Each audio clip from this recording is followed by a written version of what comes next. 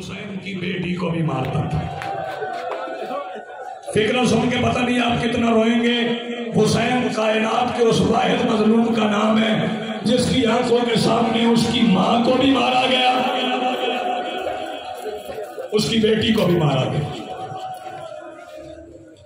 बस मैं एहतियात से, सैयदादे भी बैठे मजलिस में, मातमी जवान भी या दिल दुखाना नहीं चाहता, बस इतना सुन लो, इतना मारा शेबर ने कि हुसैन की बेटी का बुर्का फट गया। जरबे मारता था। याद है हुसैन, मुझे एक फिक्र की इजाजत दो, फिर मैं छोड़ रहा हूं इस पर शबीर जगह आने वाली। 13 जरबे शेबर ने हुसैन की पुश्त पे बैठ के मारा। 13 जरबे।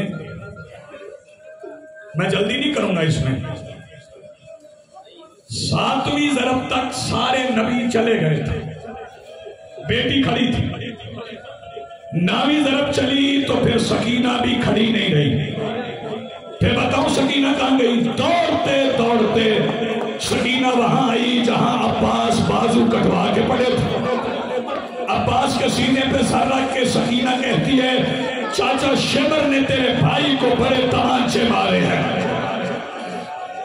कोई छुड़वाने वाला नहीं। एक फिक्रे की मुझे और इजाजत दो और मैं शबीर जना को आने की दावत दूं।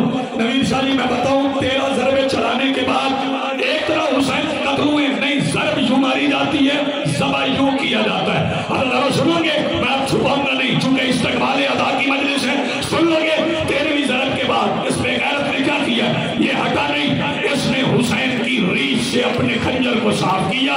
साफ करके इस हरामजादे ने हाथ डाला शबीर की जुल्फों में, और शबीर की जुल्फों में हाथ डाल के ये कमीना रुका नहीं, ये शबीर को खींचते खींचते वहां ले आया जहां बहन खड़ी थी। बहन के सामने रास्ता देना, ये उसकी सवारी है जिसकी बहनों को लोग 9-9 घंटे रास्ता नहीं देते थे।